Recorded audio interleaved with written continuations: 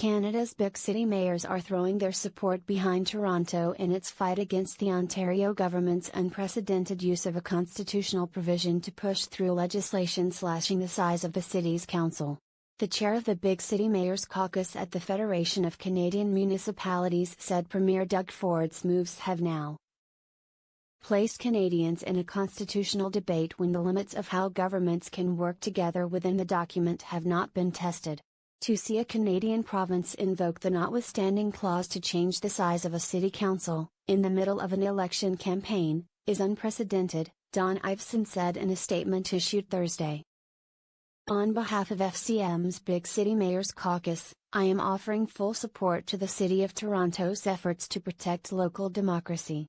The comments came as Toronto politicians held an emergency meeting to discuss their next steps a day after Ford's Progressive Conservatives reintroduced the council-cutting legislation with the notwithstanding clause.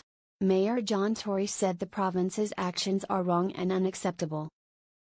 This overriding of the Charter of Rights and Freedoms raises very big questions on a matter such as this one and even bigger questions with regard to profoundly important matters that we may not even know about today that will come up in the future, Tory said.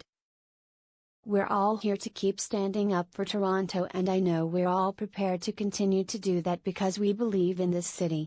Toronto councillors were briefed by the city's legal staff behind closed doors on Thursday morning. The city had challenged the province's council-cutting legislation in court and a Toronto judge agreed earlier this week that passing the bill in the middle of municipal election campaign violated the freedom of expression rights for voters and candidates. But Ford quickly announced he'd use the notwithstanding clause to override the ruling, and also said his government would appeal the decision. The Premier said using the clause is necessary to ensure the will of elected politicians trumps the court ruling. The province's council-cutting legislation would reduce the number of Toronto's wards to 25 from 47, with the city's election set to take place October 22. The opposition parties have vowed to use procedural tools to delay the bill as much as possible.